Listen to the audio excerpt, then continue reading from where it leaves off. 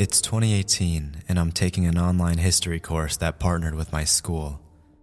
We have about 3 months to complete everything, which was a pretty reasonable amount of time if you followed their suggested due dates. There were 6 units, and each of them had readings, essays, and projects to complete. The first week goes by, and I haven't looked at the course, but none of my friends have either, so it wasn't that big a deal, right? Then the second week passes, and the third, and I keep making excuses. I don't even think I bothered to check what my login info was. Literally, I didn't start because I didn't even know how to log into the course. A month passes by. I ask my friends about it and they've all started. I finally decide to take a look at the first lesson. It's something on John Smith, how he helped colonize America, and the first assignment is an essay. Super boring stuff. I stop working. Another month passes by. A whole month, and I've still only looked at the first unit. That's when my mom sat me down every night for the rest of that month and worked on it with me for hours at a time. I could lie and say that everything went fine with the help of my mom and I was super productive and finished the whole course in the next 2 weeks. But that's not exactly what happened. I did end up finishing the course and getting an A, but it didn't come without blood, sweat, and tears. Minus the blood part. Long story short, frantically completing the whole course in a month was not a pleasant experience, and this could have all been avoided if I had just decided not to procrastinate. Before I tell you the answers to your problems, we must first understand why we procrastinate. Everyone is a procrastinator to some extent.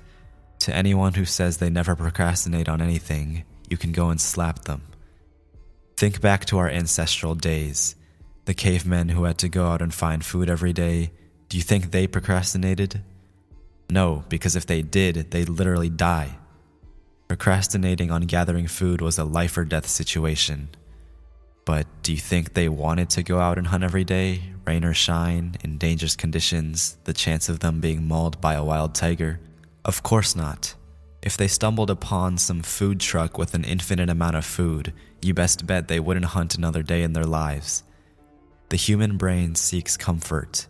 It's just how we are built. Today, we basically do have the food trucks supplying an infinite amount of food.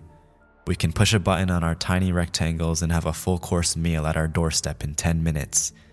It's more like 2 hours with DoorDash, but that's off topic.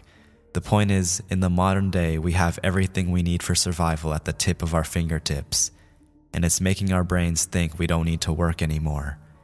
It thinks we're set for life and can just relax and do nothing forever. And it doesn't just stop with the essentials to live. Everything our brain wants is catered to through social media apps, movies, TV shows. Anything our brain feels like it wants in that moment, we have in the click of a button. And it's killing us.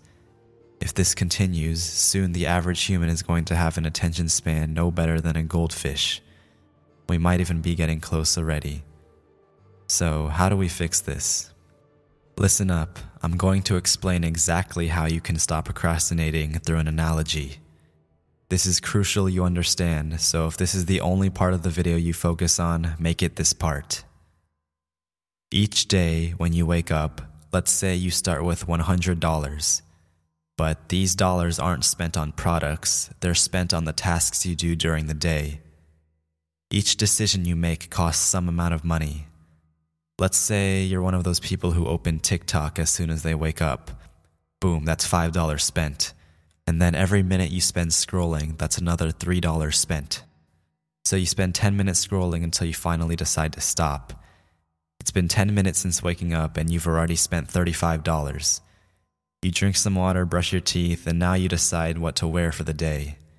You spend a few minutes picking some clothes out. Boom, that's another $10 spent.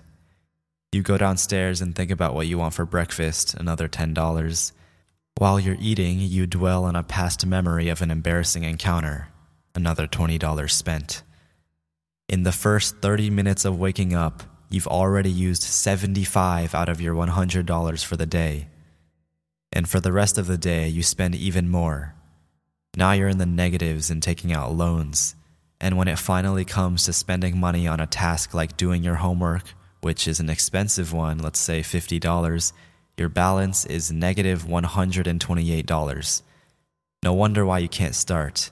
You've tired out your brain so much and now are trying to do the hardest task of the day. The next day you're back at $100, but since you've been taking out loans, inflation's up. Scrolling on TikTok now costs $5 a minute.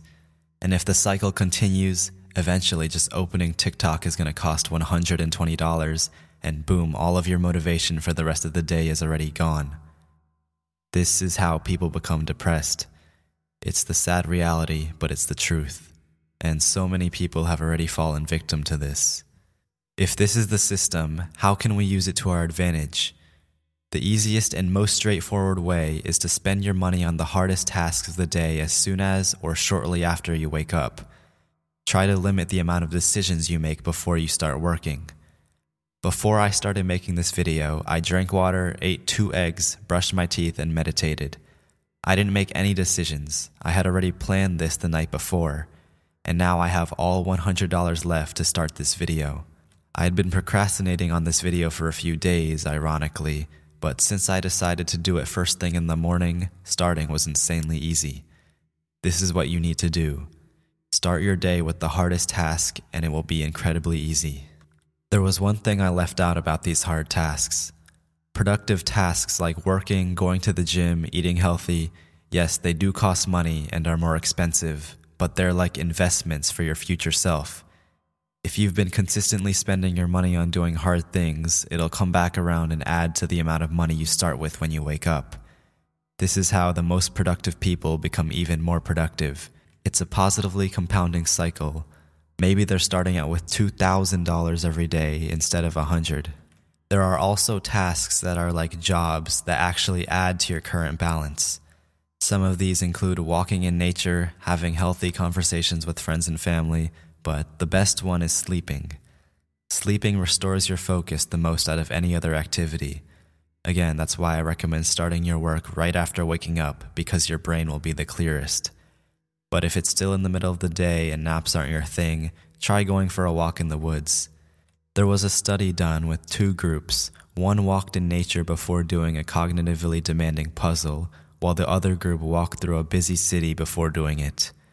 The group that walked in nature performed significantly better. The group walking through the city had to make way more decisions, therefore spending more of their money using the analogy I gave. They had to focus on walk signs, not getting hit by a car, not running into people, avoiding people trying to sell them stuff, so many decisions had to be made. Whereas the group who took a walk, their energy was actually being restored because all they had to do was enjoy the scenery. This concept is called attention restoration theory, or ART, and taking a walk outside is one of the best ways to restore your attention. So now you know what you must do. To recap, limit the amount of decisions you make before starting work. Plan and set up everything the day before. For example, what you will eat, where. Make sure to have your books and notebook already on your table, turned to the correct page. Start your work early when you still have lots of money to spend. Spend it on investment tasks that will return your money in the future. These are the tasks you don't feel like doing, and they can even be something as small as making your bed. Don't take out loans by spending all of your money on TikTok and other bad habits. This is the fastest road to depression. Restore your money through job tasks like walking, talking with friends, meditating, and sleeping. And that's it. This is my full guide to stop procrastinating. If you're interested in talking with me one-on-one, message me on Discord and we can set up a time to call. You can ask me anything you'd like and I'll try my best to help you out. Or maybe you just want to discuss a random topic, that works too. If you enjoy my content and like me even just a little, consider subscribing. As always, I'm Levi, and thank you for listening.